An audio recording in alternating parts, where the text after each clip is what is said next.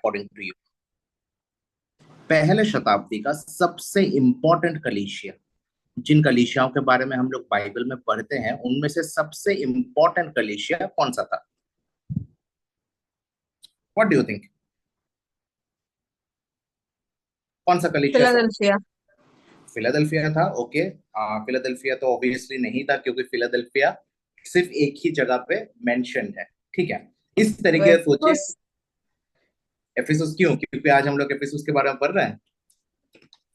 That's a good I logic. Think जी जी भैया। कुलूशियो, फिलेमोन हो गई। ओके। कुलूशियो के बारे में फिलेमोन। ज्यादा पौलुस ने बात करी है। ओके। फिलेमोन नामक कलीसिया के बारे में हमको भी देखना पड़ेगा। ठीक है। बट कोलोशियंस हो सकता है, कोरिंथ बहुत सारे लोग कहते हैं। ठीक है।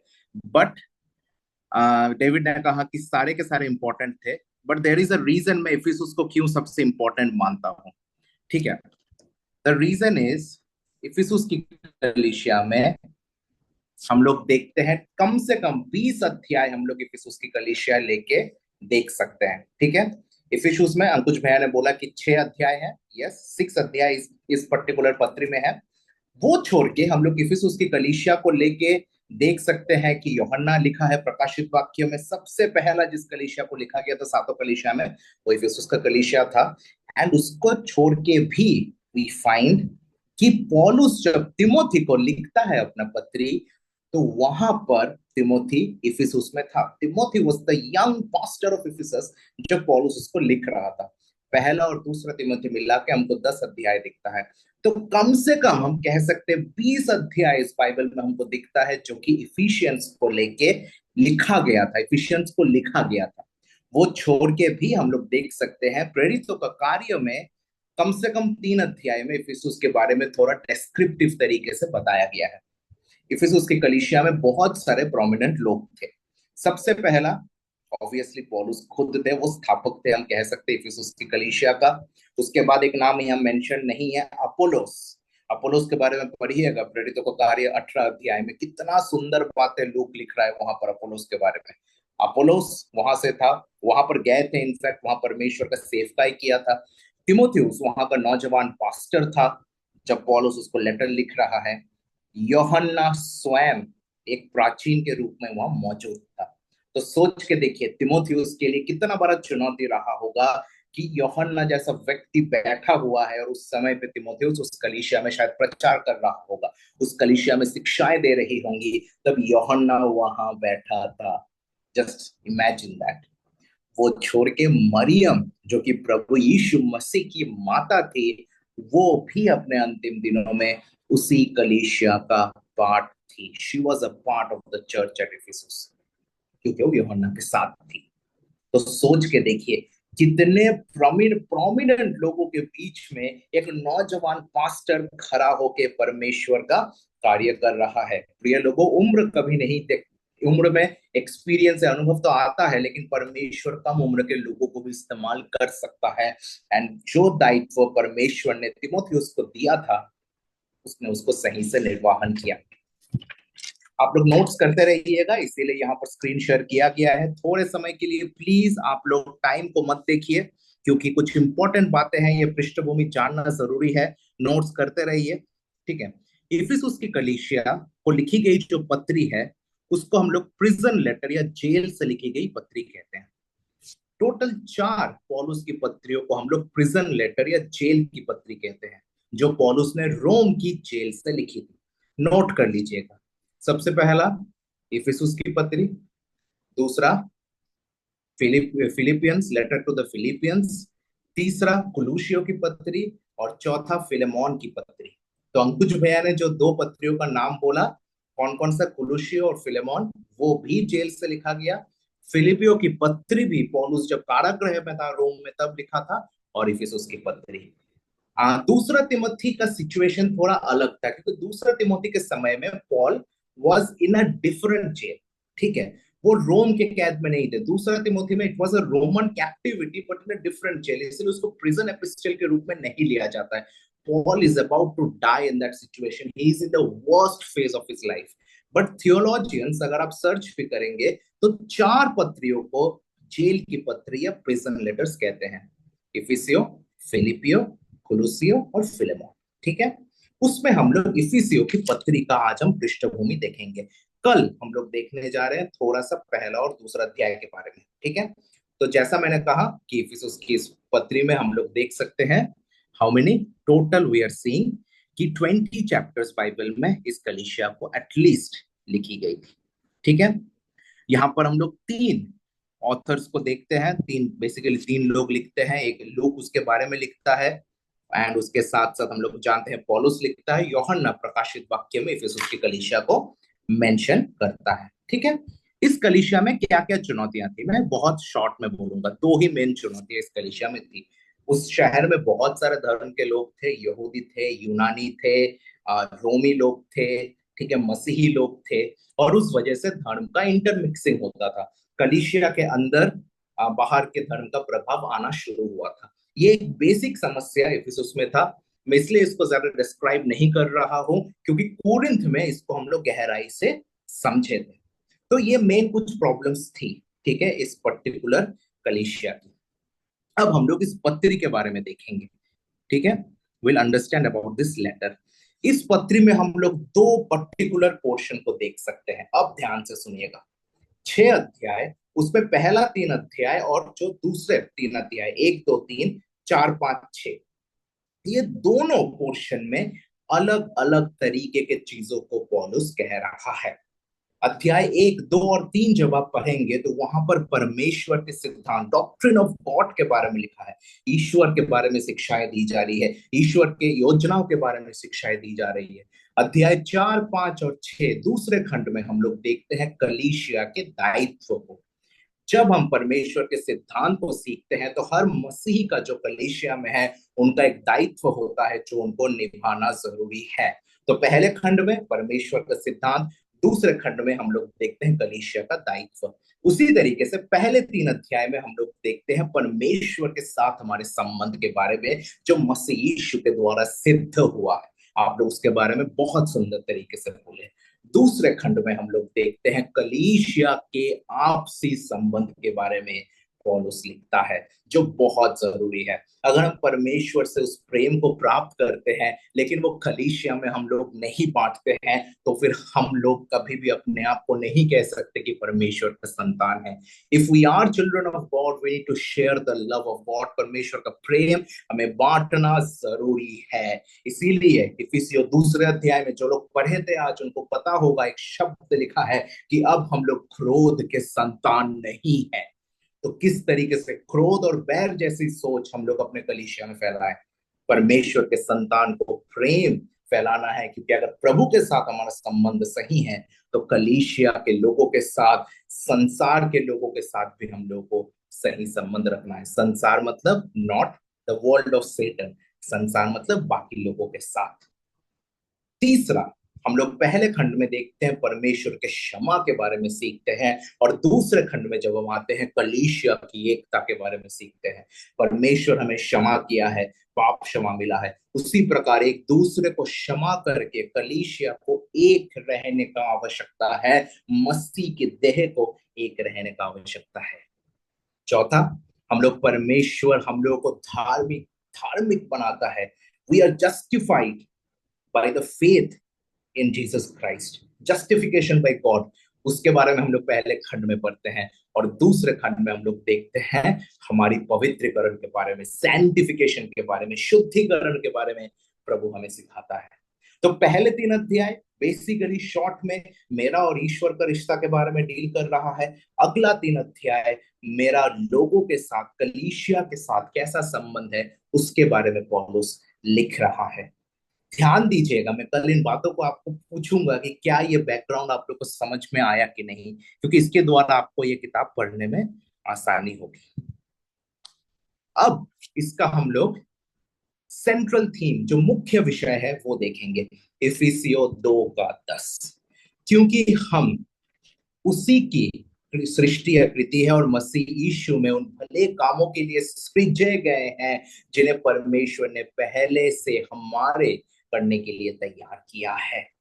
परमेश्वर के भले कामों को करने के लिए हमें सृजा गया है। We are created for works of goodness.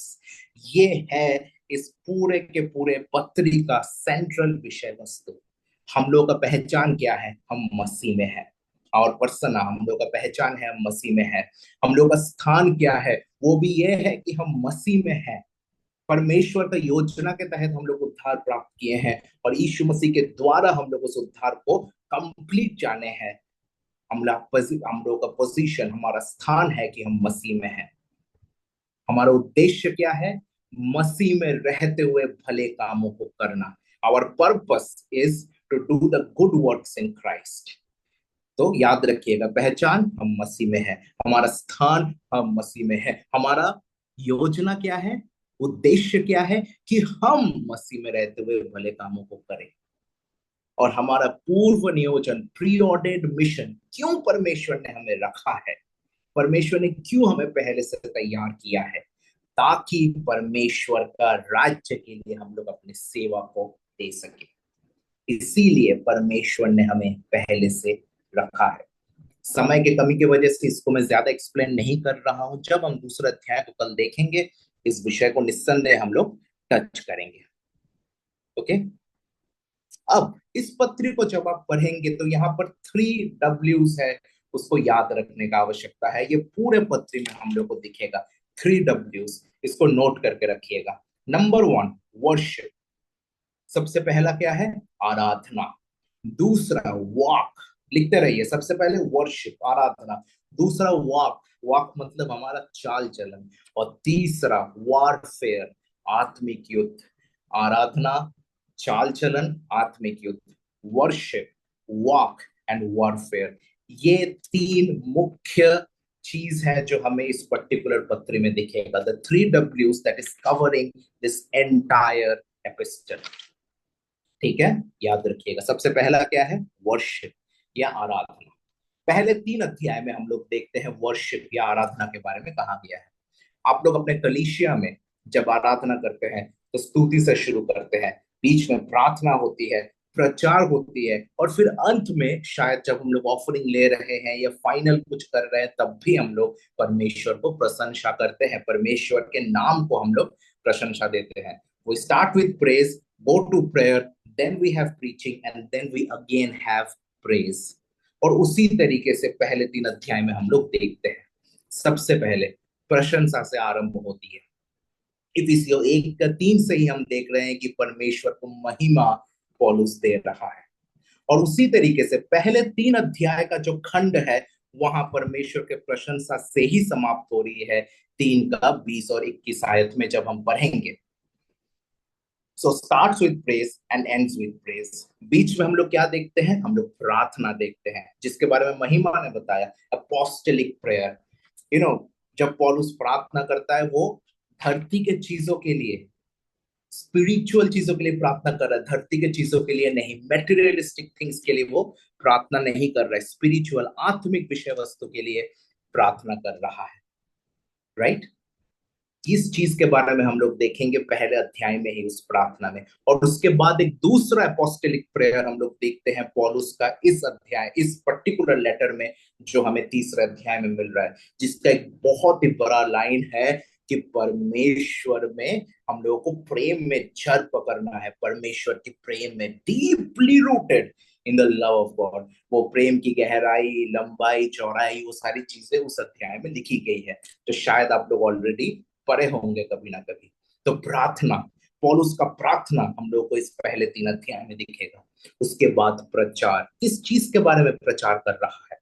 पौलुस प्रचार करता है परमेश्वर की सामर्थ और परमेश्वर के उद्देश्य के बारे में। उसके साथ पौलुस प्रचार करता है यहूदी और अन्य जातियों को एक करने की परमेश्वर की योजना के बारे में। प्रचार किस चीज का होता है? परमेश्वर की सामर्थ और उद्देश्य के बारे में, यहूदी और अन्य जाति को एक करने के बारे में, जिसको लेके मुकेश भाई ने और ब्रदर डेविड ने हम लोगों को बताया। ओके, सो याद रखिए, स्तुति से शुरू हो रहा है, फिर प्रार्थना हो रहा है, फिर प्रचार भी हम लोग देख रहे हैं, और फिर दोबारा से स्तुति से परमेश्वर का प्रशंसा करते हुए खत्म हो रहा है पहला 3 अध्याय।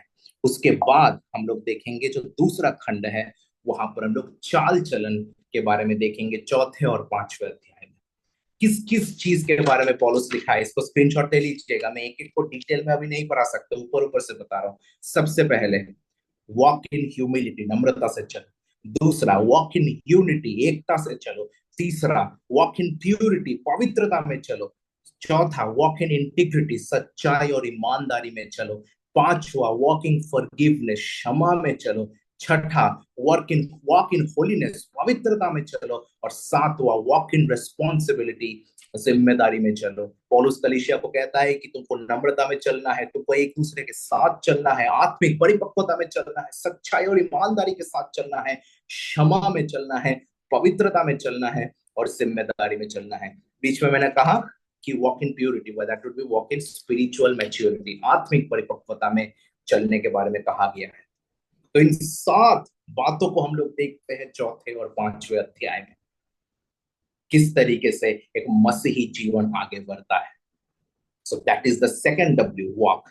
और तीसरा डब्ल्यू क्या था, जो आप सभी को पता है, दैट इज द वॉरफेयर। छठे अध्याय में जब हम आएंगे तो वहां पर हम लोग परमेश्वर का, ये जो आर्मर ऑफ गॉड, इसको हिंदी में क्या बोलते हैं, आर्मर ऑफ गॉड को परमेश्वर का क्या कहते हैं, युद्ध का पहनावा, right? Anybody, what is this in Hindi? Armour of God, कवच। आत्मिक हथियार। कवच। आत्मिक हथियार, आत्मिक कवच, दोनों कह सकते हैं। ठीक है, हथियार भी होता है और कवच भी होता है।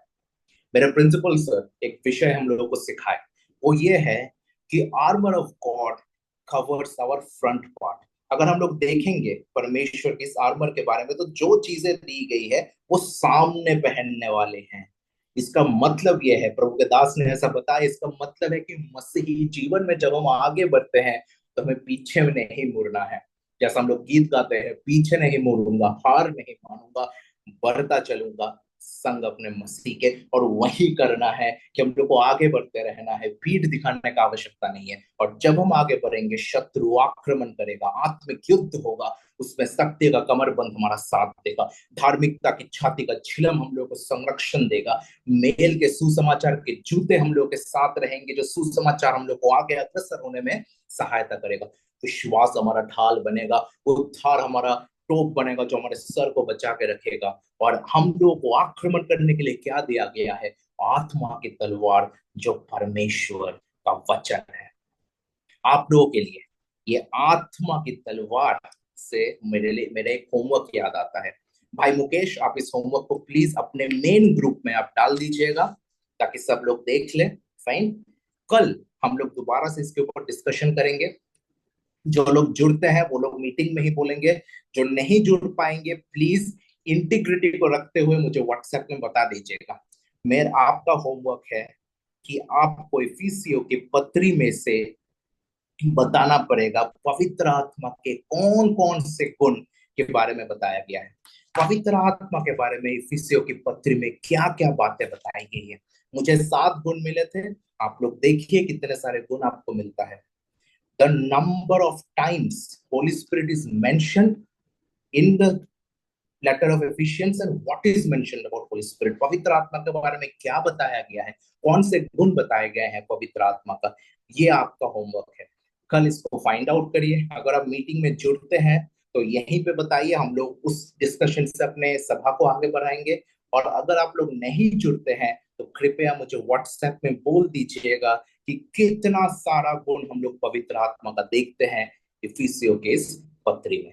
Okay, so this is a basic introduction to Ephesians. याद रखिएगा द 3 W's, ये इस पूरे के पूरे पत्री में बार बार आएगा। परमेश्वर का आराधना का ऑर्डर हमें दिखेगा। हम लोग को मसीही चाल चलन के बारे में इस पर्टिकुलर पत्री बहुत ही अच्छे तरीके से सिखाएंगी। और जब हम मसीह में आगे बढ़ते हैं तो शत्रु जब आक्रमण करेगा, किस तरीके से परमेश्वर हमें बचाता है, उसके बारे में भी हम लोग देखेंगे। We'll move forward tomorrow। कल हम लोग और बातों को देखेंगे। सभी लोगों ने बहुत अच्छे से शेयर किया। I'll hand this time over to David। Thank you so much pastor, आपने अपनी बातों को रखा और बहुत अच्छे से एक पृष्ठभूमि दी, क्योंकि किसी बात चीज़ को जानने से पहले उसकी